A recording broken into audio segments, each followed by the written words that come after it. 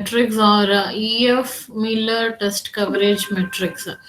So this test coverage matrix, it is proposed by EF Miller. Okay, so it's also called as EF Miller test coverage matrix. Okay, so the name EF Miller test coverage matrix.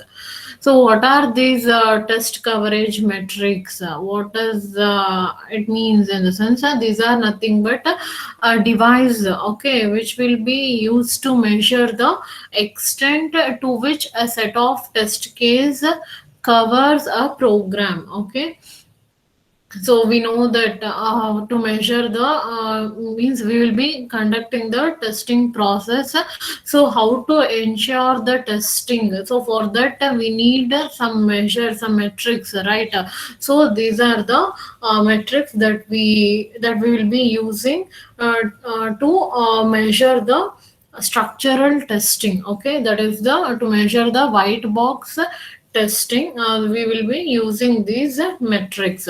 So test coverage metrics are a device to measure the extent to which a set of test cases covers a program. Okay, so in the table you can see several metrics have been listed. Okay, so these are the structural test coverage metrics.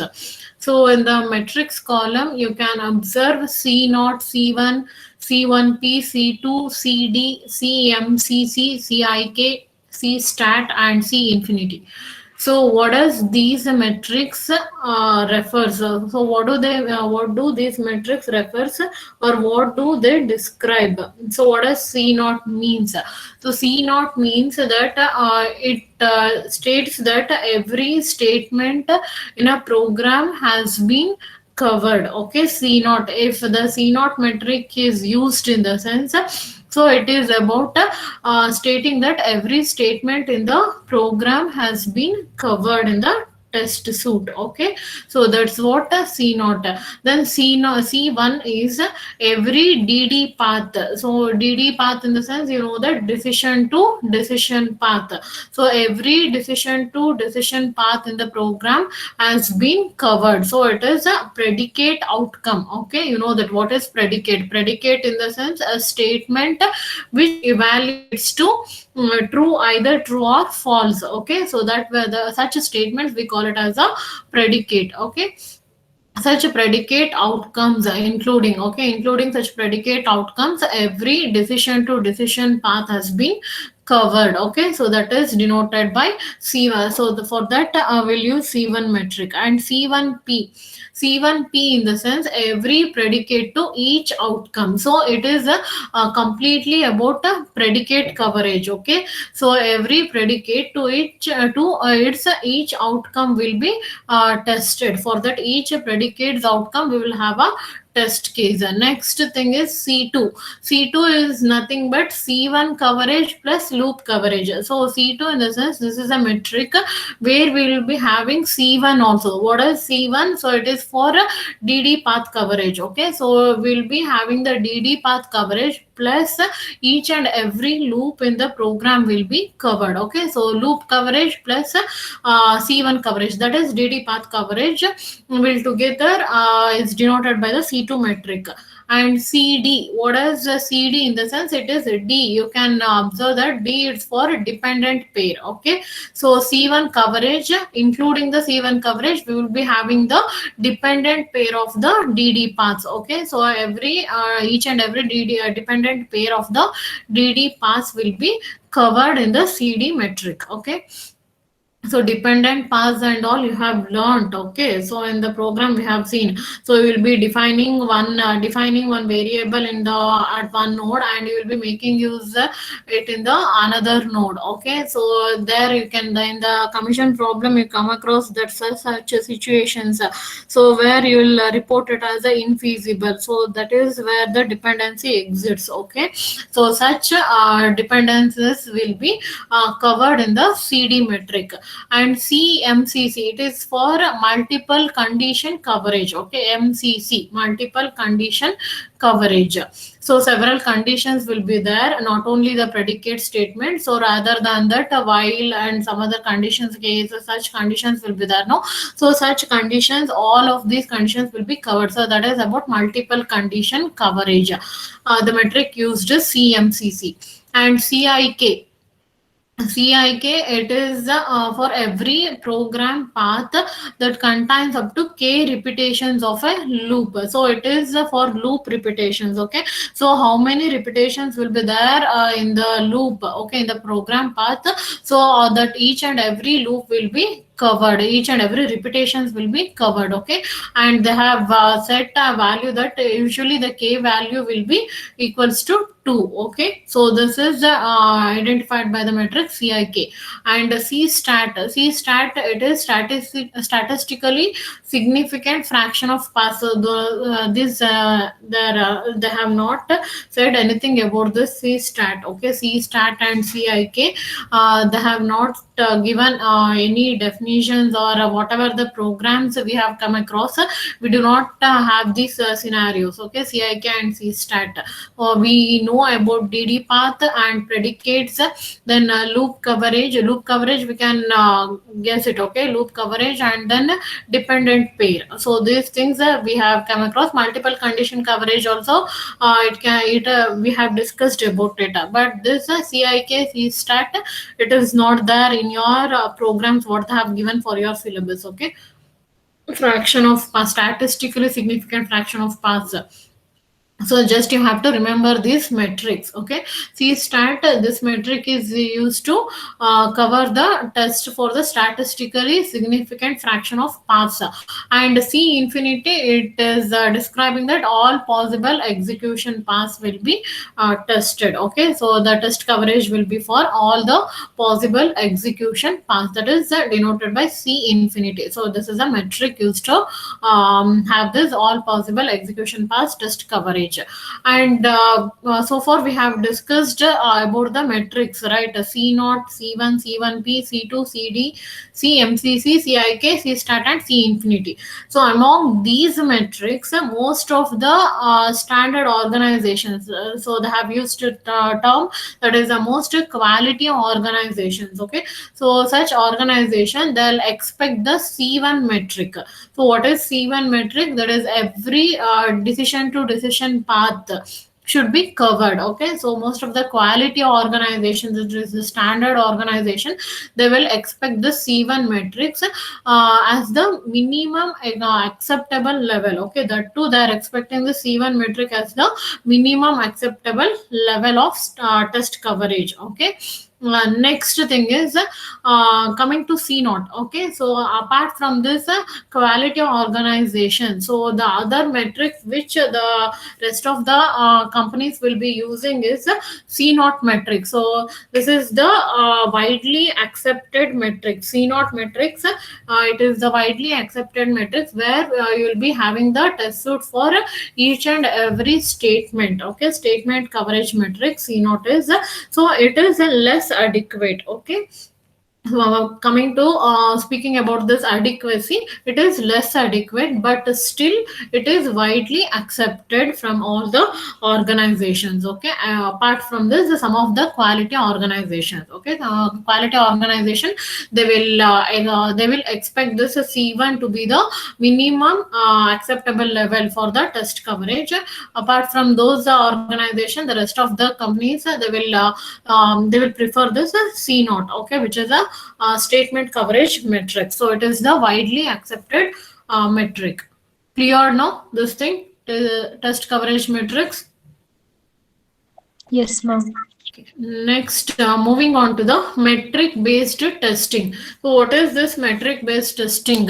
So, metric-based testing, it takes a closer look on the techniques that exercise the source code in terms of the test coverage metrics. Okay, here this metric-based testing, in the sense based on the metrics. So, for what we have discussed, okay, based on these metrics, you will be performing the testing. Okay, so what are the types of metric based testing is we have four types. Okay, four, five types. Yes, five types you are having. So here first thing is a statement and a predicate testing. Okay, so the statement and predicate testing, so which are the metrics it will be used here is for statement the metric is c naught, and for predicate the metric is c1. Okay, so in depth for that is for every predicate to each outcome is c1p. For if you talk about predicate testing, in the sense it is c1. Okay, yes, the statement and predicate testing. The formulation allows the statement fragments to be individual nodes. The statement and the predicate levels, that is C naught and C1, collapse into one consideration.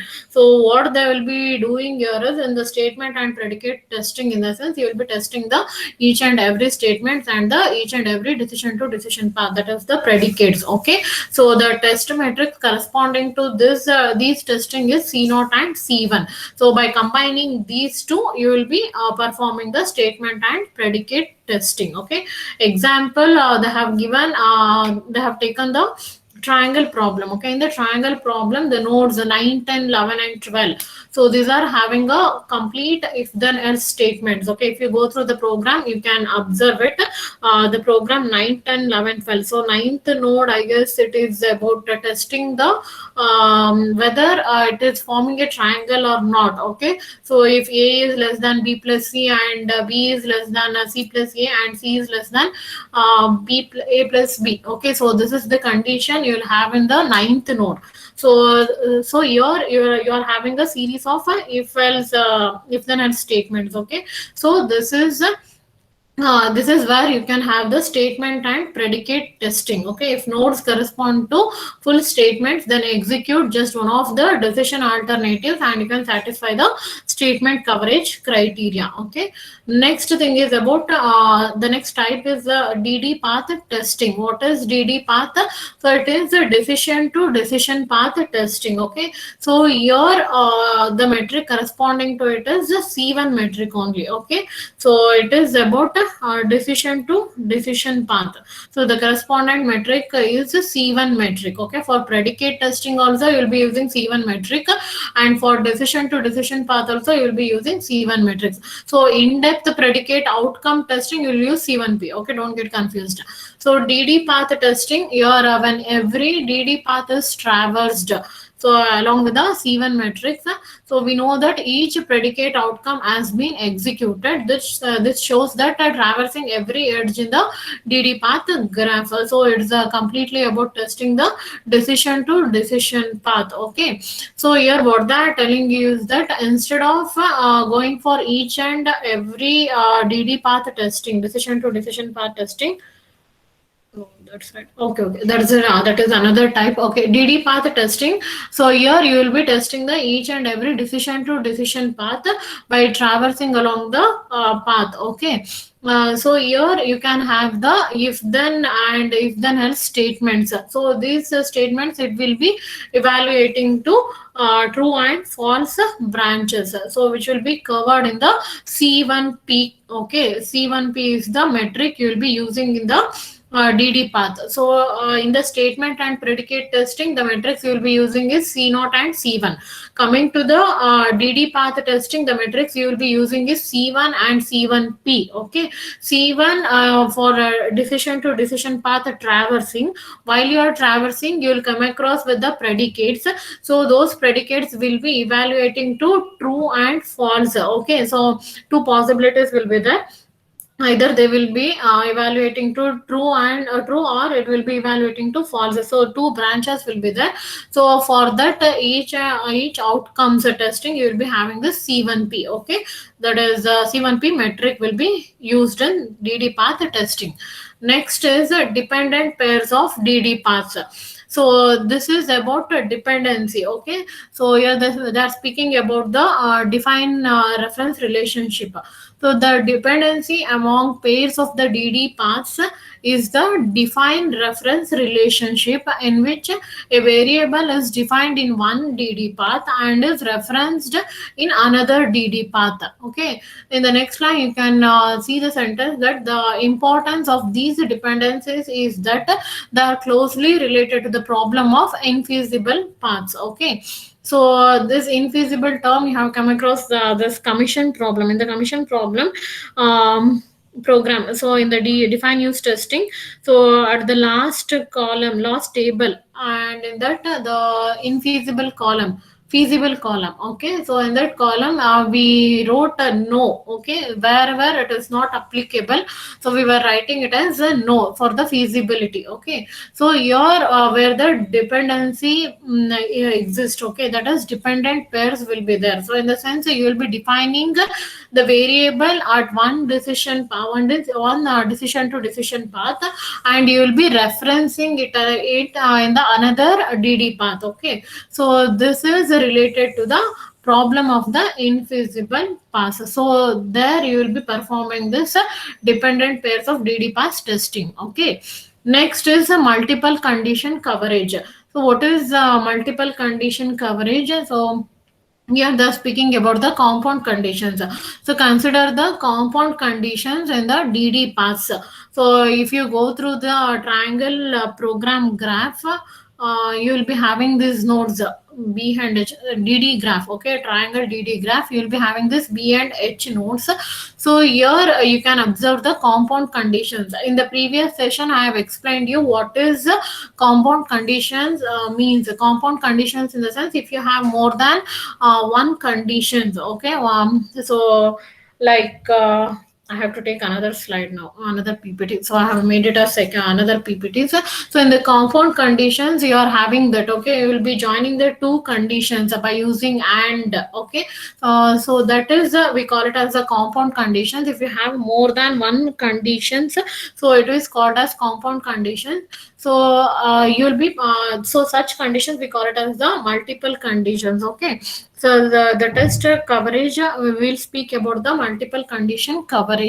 So here in the B and H nodes, in the triangle problem, in the DD graph of the triangle problem, you will be having this B and H nodes. So it is an example for the compound condition. So instead of simply traversing such predicates to their true and false outcomes, it's better investigate the different ways that each outcome can occur. So what they are telling you is that so instead of going for traversing for these compound conditions, so for moving along this DD path for the compound conditions and checking for the each and every outcome, what you can do is here you can make a truth table. Okay, so you can have a truth table. So here you can test the truth table itself instead of going for each and every path in traversing the each and every decision to decision path.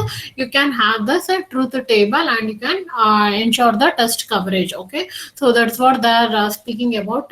So one possibility is to make a truth table instead of traversing to the predicates, to the true and false outcomes. It's better investigate the different ways that each outcome can occur. So one possibility is to make a truth table. Example, compound condition of three simple conditions would have 8 rows yielding 8 test cases. So by looking at those truth tables, you can write the test cases. Okay, so it ensures the multiple condition coverage. Likewise, you can have the multiple condition coverage testing. Okay, so this is about multiple condition coverage. And next test next type of metric based testing is loop coverage. So it is completely about testing the loops. Okay, so you can have three types of loops. One is a concatenated loop and a nested loop and knotted loops. So you can observe here in the figure, it is represented over here. Okay, so what is how will be the concatenated loops, how will be the nested loops, and how will be the knotted loops. From the examination point of view, this topic is not important. Test metrics and metric based testing. Okay, cleared? This concept is cleared. Test coverage metrics.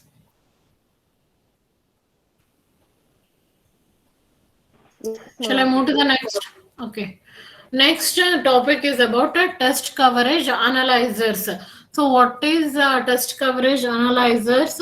So, coverage analyzers are a class of test tools that provides the automated support for metrics based testing to testing management. Okay, so what they are telling is that test coverage analyzers are nothing but they are a class of test tools. Okay, so what do they do? What is the use of these testing tools is so they'll support, they'll provide the automated support for the metric based testing. So if you are going for this metric based testing, so at that time you can have this test coverage analyzers. Okay, so with the coverage analyzer, the tester runs a set of test cases on a program that has been instrumented by the coverage analyzer, and the coverage analyzer will get the information, will make use of that information produced by the instrumentation code, and it will generate a coverage report. Okay, so it is about test coverage analyzers. How and all they have not given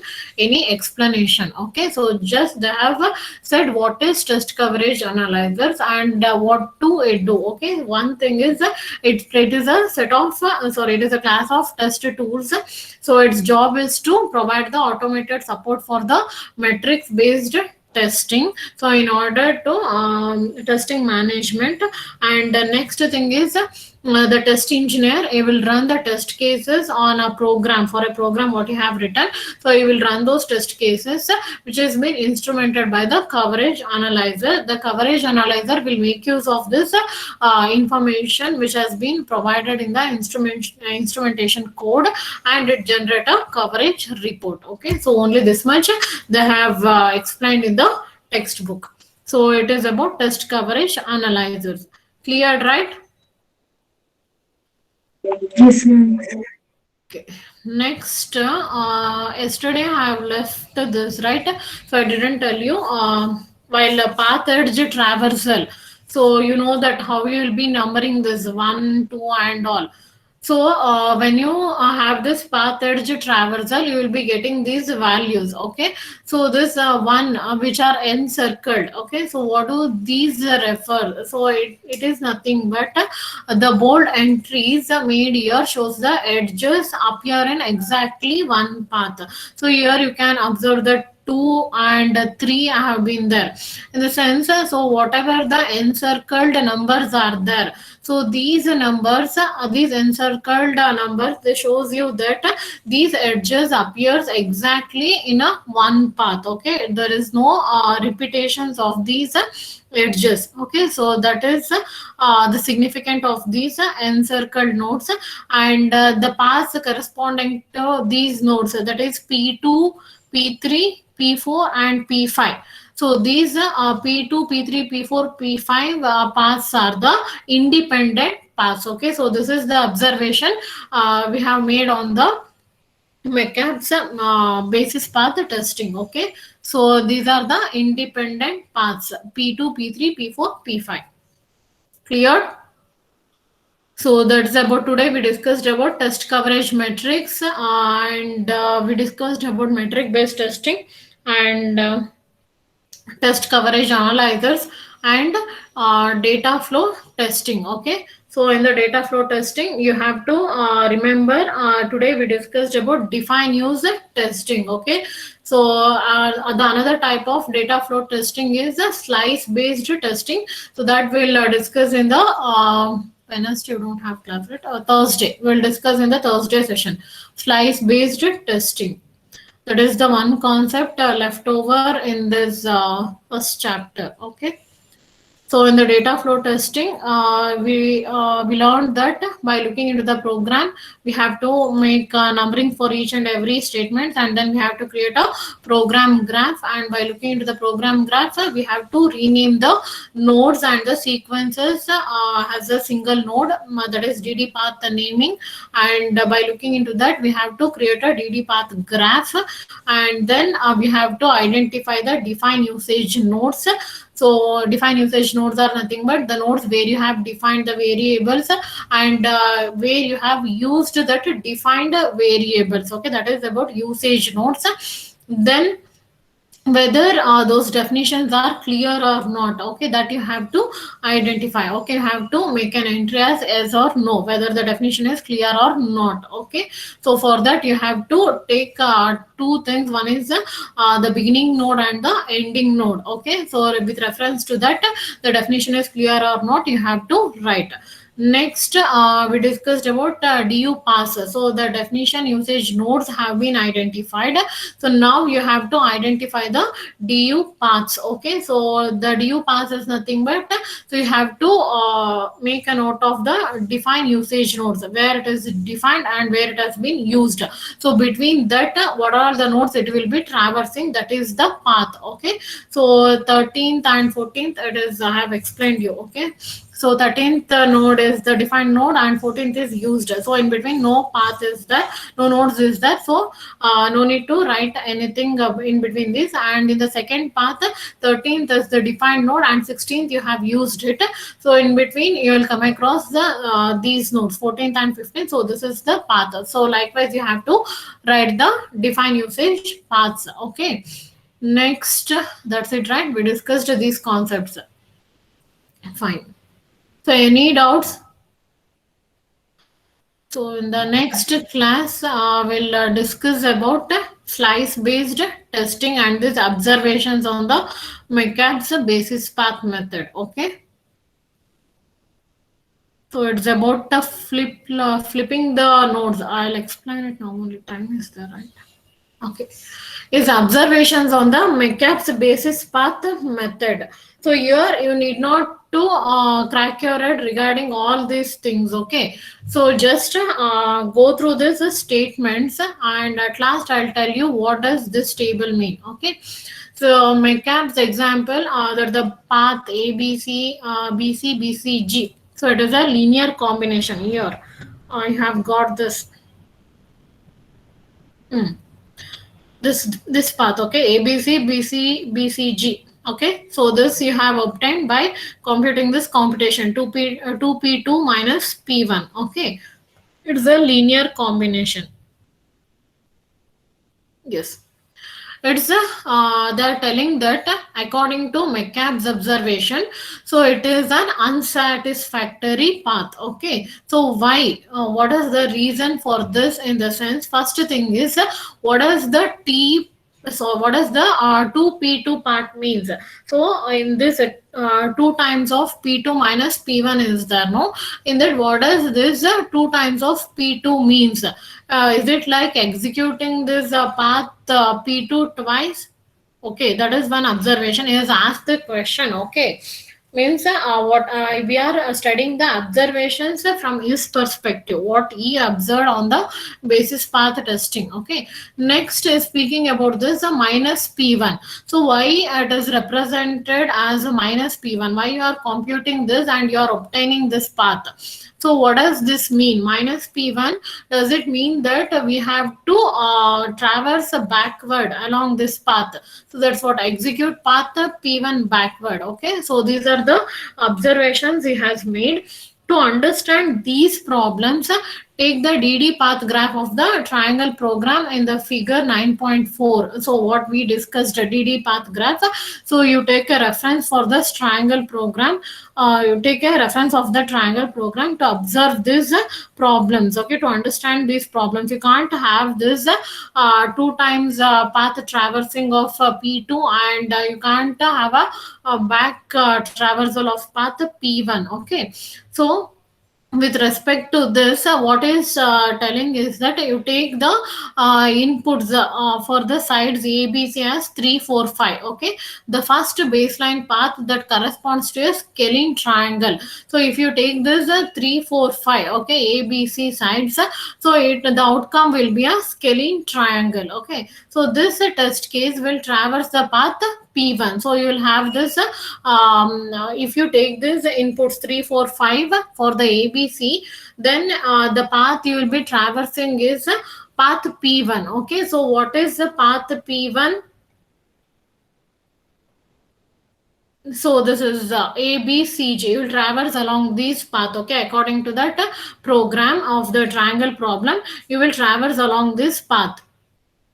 Okay, it is a 3, 4, 5. If you take these inputs, you will traverse along the path A, B, C, G. So here, this test case will traverse the path P1. Fine. Next, now if we flip the decision at node B, we get path P2. What they are telling is that according to McCabe's observation, first he identified these two problems. Okay, so for the correspondent path ABC, BC, BCG, and next is speaking about this flip conditions. Okay, that for that flip condition, what he has taken the example is that 3 4 5 sides, okay, which are representing the ABC, 3 4 5 inputs for ABC. So if you take these inputs, you will have a scaling triangle, and while you are traversing the path to that program graph, what you have written. So in that DD graph, you will obtain. No, in that DD graph, if you traverse along the path P1, so there you will come across with the decision node B. Okay, so that is the condition node B. So here, if you flip that decision node B with the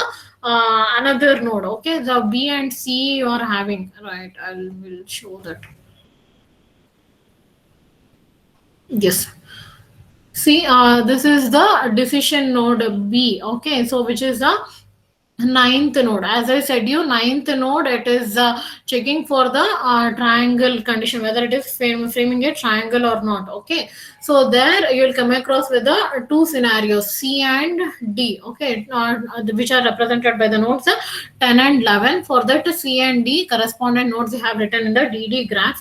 So if you flip this, flipping in the sense just exchange that. Okay, so if you exchange this, so you will have the another path. Okay, so for the scaling triangle, when you are traversing along the path ABCG, so ABCG, so you will having you will get an output scaling triangle. Okay, so if you flip these B node, okay, that is make it C with D and D with C, in the sense you will have the traversal along the path P2. Okay, that is they are telling.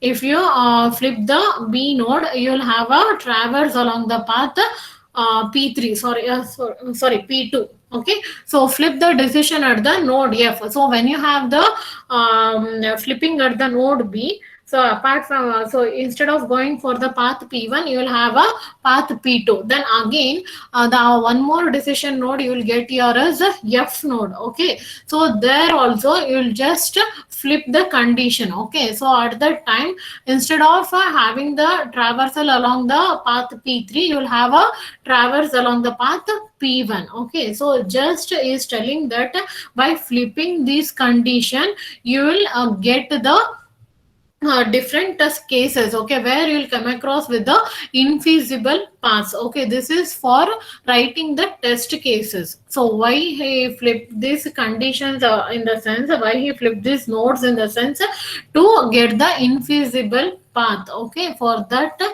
which will help in the writing the test cases, which is needed for writing the test cases.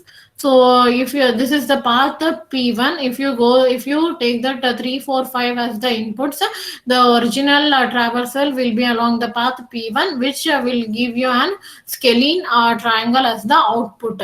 So if you flip that condition, okay, so if you flip BC with the BD, in the sense that C and D, if you exchange these, then you'll get a infeasible path. Okay. Next, when you have the node, decision node at F, okay, so here you will come across with the two conditions. So here in the F node, if you flip this G and H, okay, so if you flip the G and H, so you will get the infeasible path again. Okay, so that is what is telling. So apart from that, if you flip the H and J, okay, at that time, so you'll have the equilateral and isosceles, no problem with these two flippings. But when you flip the B and F nodes, so there you will have the infeasible paths. So by looking into this, you will be able to write the test cases. So writing the test cases, he has not explained. Okay, that is in your syllabus, it is not given.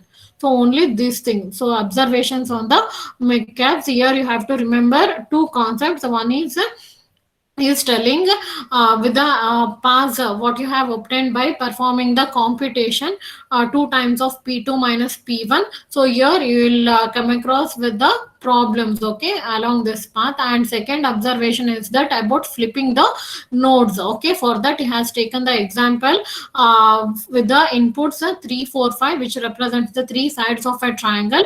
So from these inputs you will get a scalene triangle. By taking these inputs, if you flip the nodes, okay, that too with the decision nodes, okay, when the decision nodes, if you flip the nodes, in the sense you will come across with the infeasible paths. So that you have to mention while writing the test cases. So this is the observations on the McCabe's basis path method.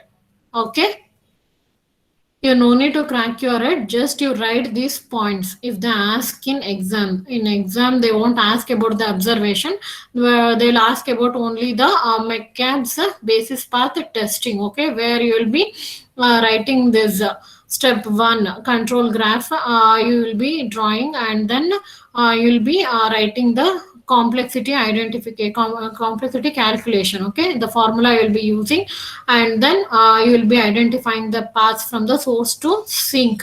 Next, you will be writing the path edge traversal. That's it. Okay, cleared.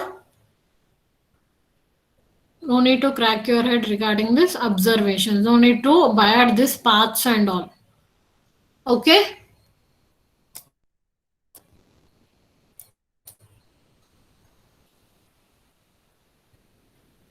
It's 12:70. Okay, next we'll continue in the next class. I have to take attendance, right?